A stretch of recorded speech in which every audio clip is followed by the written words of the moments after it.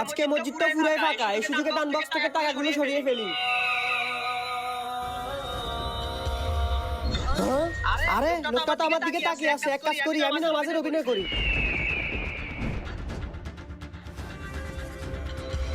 আরে এই লোকটাকে তো কোনোভাবে বুঝতে দেওয়া যাবে না যে আমি চুরি করতে আসছি। এক কাজ করি, আমি আর নামাজ পড়ি।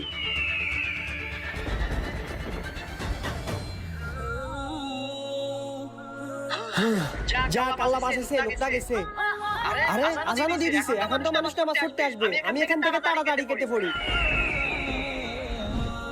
আল্লাহ বাঁচছি, লোকটা আমাকে দেখে নাই। আমি কিছু করি না, আমি কিছু করি না। আরে ভাই আপনি এমন করতেছেন কেন?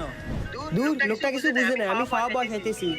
জি ভাইয়া, কিছু বলবেন? ভাই আমি নিয়ত করছি আমার মা সুস্থ হলে মসজিদ থেকে যে শেষে বের হবে তাকে ৫,০০০ টাকা দান করবো। এই নেন। হে আল্লাহ।